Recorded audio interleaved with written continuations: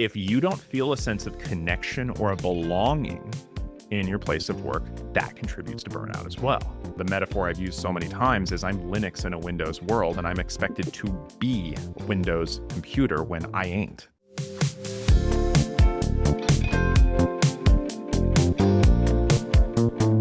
Hi, welcome to the ADHD Social Playbook podcast. I am your host, Caroline Maguire. Today on the podcast, I am chatting with a friend and a colleague, Dr. B. And Dr. B is ADHD. He is what he calls a geek psychologist. He has a million credentials. He has a lot of lived experience as well as a PhD and professional experience.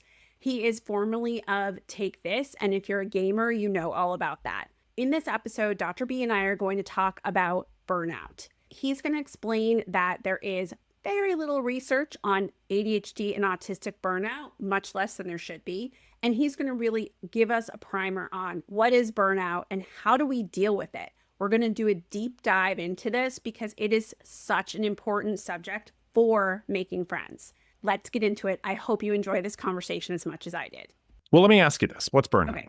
So I think of burnout is like a deep reaction that you have where you basically shut down. I don't have a formal definition yet, but like that's okay. A good Can I pause you right there? Yes. Neither do most people who talk about it. Oh, awesome. That's a good place to think about it. So here's the thing. Burnout is one of those terms that it seems like, you've heard me say the same thing about the term neurodivergent. If Right. You've got two people talking about it, you've got three definitions between them. Yeah. And so burnout is one of those terms that people toss about with so much assumed understanding on the part of their readers. What burnout is, occupational burnout is a reaction to chronic unresolved stress. And the real bugger of the thing is that occupational burnout can last for months or even years after you remove the source of stress. When you hit full burnout, you do not rest for 3 days and burnout goes away. Yeah, it just doesn't work that way. What occupational burnout, what it has is essentially three parts. Okay, there is exhaustion, which is everybody probably knows that, and it's not just like I'm tired, I sleep, it gets better. We're talking about a kind of paradoxical, bone-weary, soul-deep exhaustion that actually interferes with your ability to recover. I picture like Bob Cratchit, like he's just so tired. Yeah. It's so bad. Yeah. Bone weary is what I absolutely picture. And again, it can interfere with your ability to sleep and recover. That's the level of exhaustion we're talking about. It's not, I'm going to take care of myself and I'll be better. Right. But there's also two more parts that not everybody really necessarily knows about. And one of those is essentially a regression of abilities. It is a diminished abilities. Your work suffers. You are not living up to your usual standards, which is incidentally overlaps with what many autistic advocates talk about with the regression of self-care abilities and regression of functioning. But finally, and here's the third part of occupational burnout, and it's called something different depending on what research you look at, either cynicism or personal detachment. So you're done. You don't give a crap about what's going on. You might be getting angry at people. I'm in my more perverse moments, I'm just like, you have zero F's to give. Here's I think the more fascinating thing to me. When looking at the research on occupational burnout and what causes it, what I generally hear people talking about is only one out of the 6 things that causes it. Okay. And people talk about too much work. Okay. Right. That's what you read all the time. Right. Too much to do is only one of the 6. Okay. But the other 5 are reward. And I don't just mean monetary. I mean in things like recognition and so forth. You are not rewarded adequately for your work. Then there's autonomy. Do you have any control about how, when, or what you work on? And then after that, we get into the three almost nobody thinks about. Okay. And this is the hippy dippy social justice aspect of burnout, because it's very real. And you talk to anybody of any marginalized identity or multiple marginalized identity, and they are going to be like, yep, that if fairness isn't present in the workplace, if rewards and punishments and policies are not applied equally to everybody in a predictable sense, if some people can fail upward while other people have to work twice as hard for half the reward, well, that can lead to burnout. But that makes sense because that affects your whole motivational outlook. Hmm. So that also fits with all of the research that we know about marginalized communities. So Uh-huh. that actually makes perfect sense to me, and it makes sense just as a human, right? But wait, there's There's more. more. And this Okay. one, this also goes into that, and it's values. If the company's values in either how they enact them or what they profess, or even the thrust of the job is not in line with yours, that can contribute to burnout. And here, let me give you a personal example. You've known me a while, and Yeah. this is probably not going to come as a shock to you that one of the things I did in college for work is I was one of those callers for my college's annual fund. I was raising scholarship money, and I Not was pretty good shocking. at it. I can imagine you're very personable. There we go. Okay. And I actually found a lot of satisfaction in doing that because, in a very concrete sense, if I had a good night talking to alumni or parents or whomever, I could track, like, in a concrete sense, how much scholarship money I was able to personally raise, or how much we as a group that night raised. And there were 3 nights I remember where we raised enough to put, 3 kids through school for an entire year each night. Wow. Yeah, and that was super in line with my values. Right. Now, imagine I take that same sales-like skill set and apply it at a car lot where it's all commission-based, and my only purpose is to get as much money out of everybody as possible. I Not wouldn't in last line long. with your yeah, it wouldn't be in line with your values. No, I'd feel terrible because I wanna help people. I that's part of my values. And so if you're doing a job that or if the company, like, hey, we value our employees, but the left hand doesn't do what the right hand do, um, yeah, that contributes to burnout. And so now we finally, and you're gonna love this one, connection. Woo! If you don't feel a sense of connection or a belonging in your place of work, that contributes to burnout as well.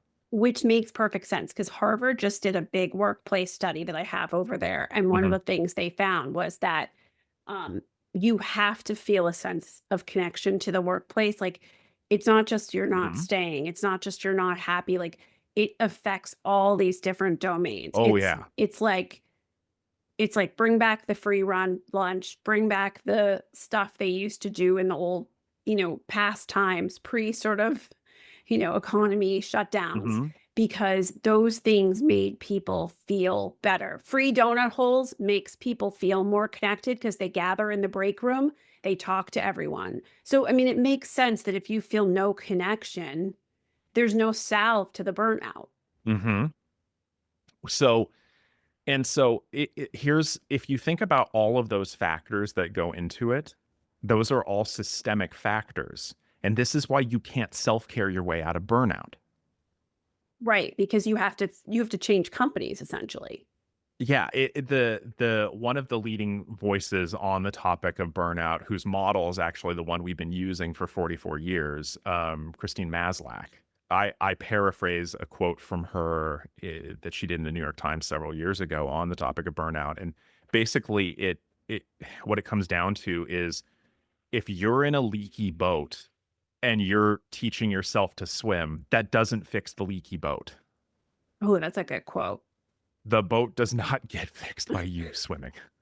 No, and that makes sense too in the sense that there's so many big factors to this. Yeah. This isn't just like Caroline needs boundaries and she needs to say no more.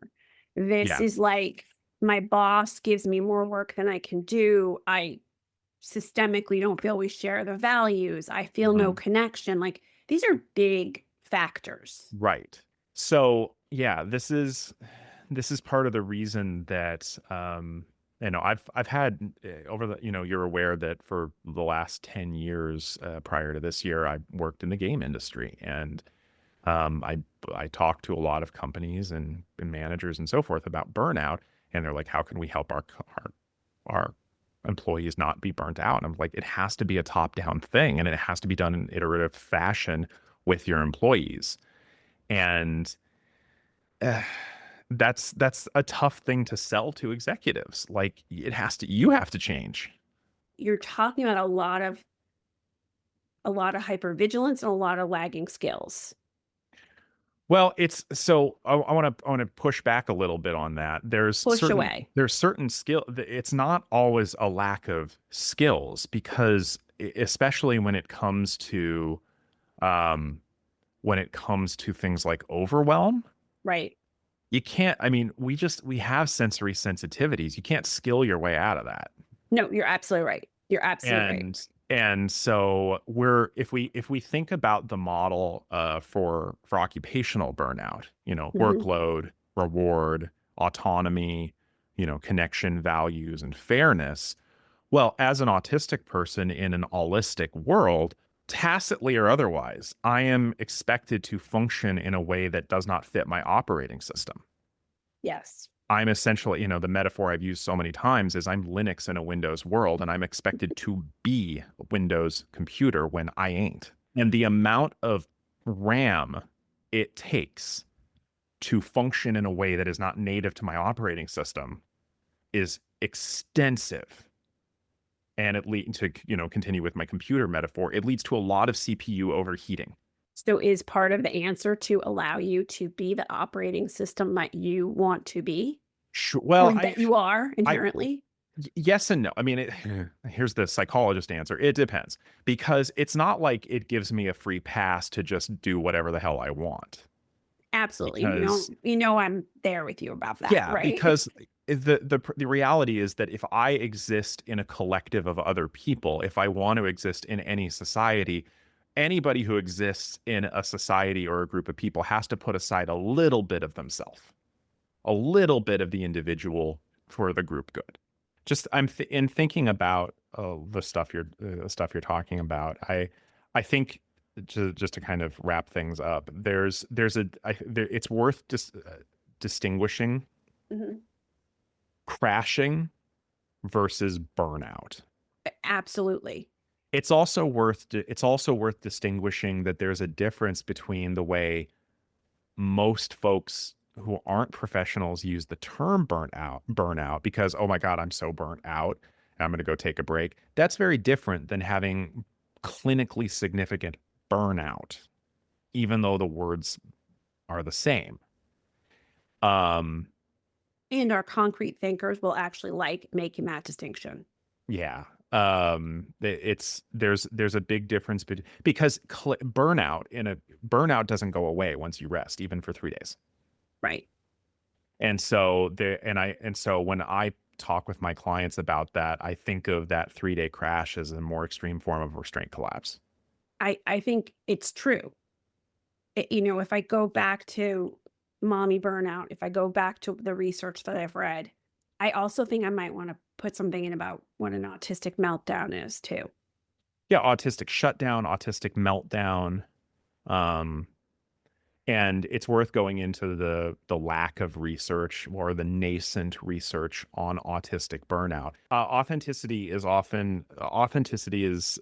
a big thing for essentially not. This is something that various minoritized communities have talked about, and I think I know this secondhand through a friend and colleague who is much more knowledgeable about this, but there is even stuff on Black burnout that, based on my very limited understanding, resembles autistic burnout in a lot of ways, because you are essentially asked to be and act a way that is not part of your authentic self within a larger majority culture or a social majority culture, not necessarily a numerically majority culture.